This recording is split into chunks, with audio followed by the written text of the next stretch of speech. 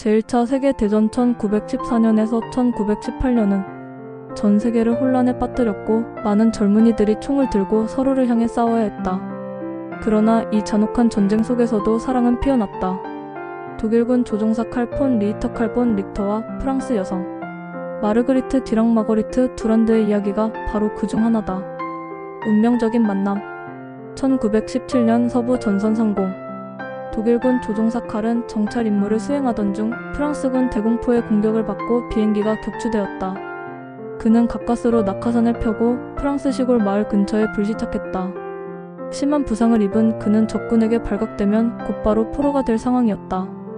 그때 마을에 살던 프랑스 여성 마르그리트가 쓰러진 그를 발견했다. 그녀는 전쟁으로 남편과 오빠를 모두 잃었지만 눈앞에 이 젊은 병사를 죽이거나 신고할 수 없었다. 그는 그저 한 명의 상처 입은 인간처럼 보였기 때문이다. 마르그리트는 위험을 무릅쓰고 칼을 자신의 집으로 데려가 치료해 주었다. 처음엔 적군을 돕는다는 두려움과 갈등이 있었지만 시간이 흐를수록 그녀는 칼의 진심을 보게 되었다. 전쟁을 원치 않았고 그저 살아남고 싶었던 한 청년일 뿐이었다. 금지된 사랑. 며칠 동안 마르그리트의 보살핌을 받으며 칼은 빠르게 회복했다. 둘은 점점 가까워졌고 서로의 언어가 완벽하지 않았음에도 마음을 나누었다. 칼은 그녀에게 전쟁 전 독일에서 건축을 공부했던 이야기, 비행을 처음 배웠을 때의 설렘 등을 들려주었다. 마르그리트는 전쟁이 터지기 전에는 파리에서 살았고 전쟁만 아니었다면 교사가 되고 싶었다고 말했다. 전쟁이 아니었다면 그들은 자연스럽게 사랑에 빠졌을 것이다. 그러나 현실은 달랐다. 마을 사람들이 독일군이 숨어있다는 소문을 퍼뜨리기 시작했고 마르그리트는 더 이상 칼을 숨겨둘 수 없다는 것을 깨달았다.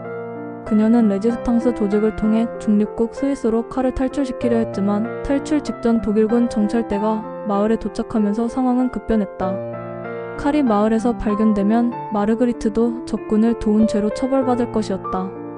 이를 알게 된 칼은 자신이 스스로 항복하겠다고 결심했다. 그러나 마르그리트는 필사적으로 그를 막았고 결국 두 사람은 마지막으로 서로의 사랑을 확인한 후 이별해야 했다.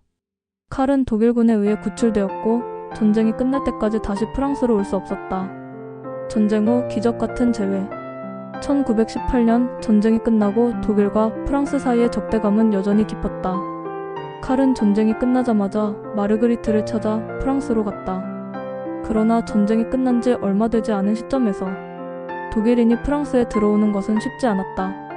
그는 마르그리트가 살던 마을을 찾아갔지만 그녀는 이미 다른 곳으로 떠난 상태였다.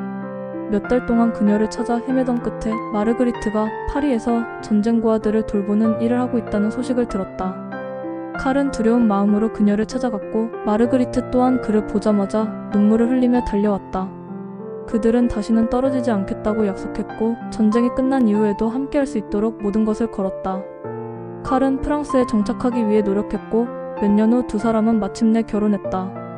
이후 파리에서 건축가와 교사로 살아가며 전쟁이 남긴 상처를 치유하고 사랑으로 극복해 나갔다. 사랑은 전쟁보다 강하다. 칼과 마르그리트의 이야기는 1차 세계대전이 남긴 수많은 상처 속에서도 희망이 존재했음을 보여준다. 그들은 서로 다른 국적, 서로 다른 편에 있었지만 인간으로서의 존엄과 사랑을 지켜냈다. 전쟁이 그들을 갈라놓았지만 결국 사랑이 다시 그들을 하나로 만들었다. 이 이야기는 여러 실화를 바탕으로 재구성한 것이지만 실제로 1차 세계대전 당시 적국의 연인들이 다시 만난 사례는 역사 속에서 종종 발견된다. 칼과 마르그리트의 사랑은 전쟁을 뛰어넘어 오직 인간의 마음이 가진 힘이 얼마나 강한지를 보여주는 감동적인 이야기로 남아있다.